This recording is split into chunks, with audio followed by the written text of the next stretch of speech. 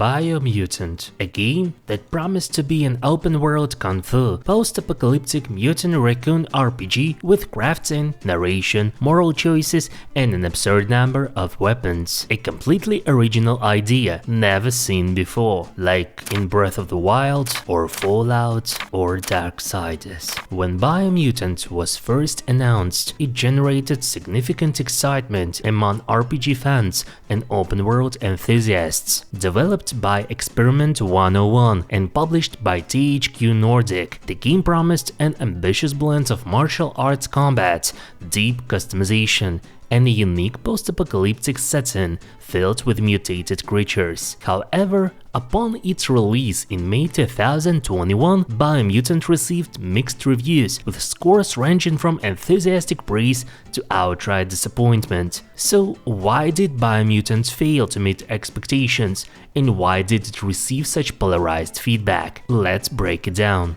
Yes, you can do anything. The sky's the limit. Now, let's take this back to Earth. Biomutant was the debut title of Experiment 101, a small Swedish studio founded by ex-Avalanche Studios developers. You might know Avalanche from the Just Cause series, a franchise all about blowing things up and causing chaos in increasingly ridiculous ways. So naturally, when they formed their own studio, they decided to make a tiny, furry mammal with a stick. One of Biomutant's biggest problems was that it promised too much and delivered too little. The pre-release marketing painted a picture of an innovative open-world experience that combined elements of Zelda Breath of the Wild, Kung Fu Panda, and classic RPG mechanics. Post-apocalyptic open world? Check. Stylish martial arts-inspired combat? Double check. A narrator that never shuts up? Unexpected check. But the real promise here was freedom. Create your own mutant creature, fight with melee, ranged and psionic powers, explore a beautiful world and influence a branching story. However, when players finally got their hands on the game, many felt that the final product lacked the polish and depth expected from such an ambitious project. Features like a morality system, a rich narrative, and meaningful player choices were either shallow or underwhelming in execution. Reactions were mixed. Now, that's being too generous. Reactions were a whirlwind of, "Oh, this is kinda neat," and "what in the name of failure is this?" The critics weren't exactly kind too. Many praised the unique world and art direction, but they couldn't ignore the glaring problems. And players, some loved it, some refunded it faster than you can see mutation.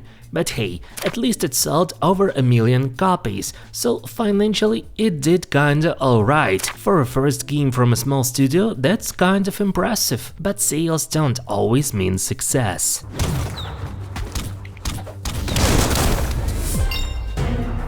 On the surface, Biomutant is a very beautiful game. The lighting, the colors, the wide open spaces, everything looks great from a distance.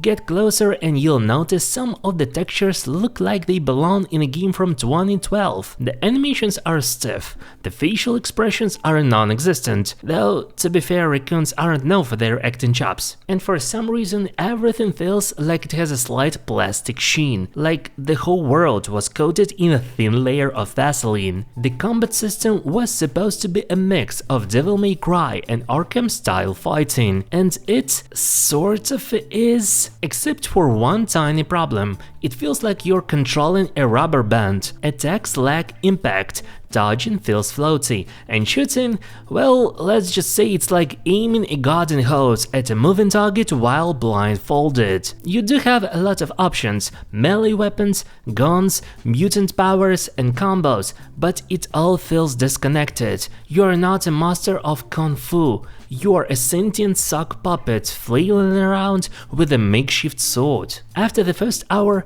the combat often felt clunky and repetitive, enemy AI was simplistic, and combat rarely evolved beyond button mashing. As a result, what could have been one of the Biomutant's strongest features ended up being one of its weakest aspects.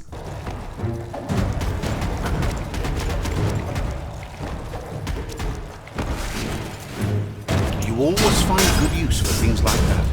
Another major disappointment was the game's narrative. Biomutant boasts a branching narrative with different factions, a morality system, and choices that supposedly matter, except none of them really do. The story is basically bad corporations poison the world, now animals fight over the ruins. There are tribes, there is some vague environmental message, but it all boils down to go here, beat up this guy, choose a color, repeat, and the morality system, it's about as deep as a kiddie pool. Light side, dark side, classic RPG fare, but the impact on the world is minimal. It's less of a moral dilemma and more of a do you want the blue ending or the red ending? And finally, we have the narrator. Biomutant doesn't let you hear the characters talk in their own weird mutant language. No, it gives you a narrator who explains everything all the time, as if you have the attention span of a goldfish.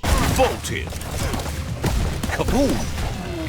Thank you, glad you're here to clarify. The game relied heavily on this omnipresent narrator who explained everything instead of allowing the world to speak for itself. This removed a sense of discovery and immersion, as players were constantly being told what to feel rather than experiencing it organically. Come, Reaper. Out of Date says someone needs to break the stalemate and shift the balance of power to either Jagni's or Myriad's side. Biomutant's world is visually striking, with lush environments, vibrant colors, and diverse biomes. However, despite its beauty, the world felt hollow. Open-world games thrive on meaningful exploration, but Biomutant's world was filled with repetitive activities, uninspired side quests, and an overall lack of rewarding content. Many locations felt like they existed simply to be there, rather than offering something genuinely exciting or rewarding for the player to discover. This issue was worsened by an excessive amount of fetch quests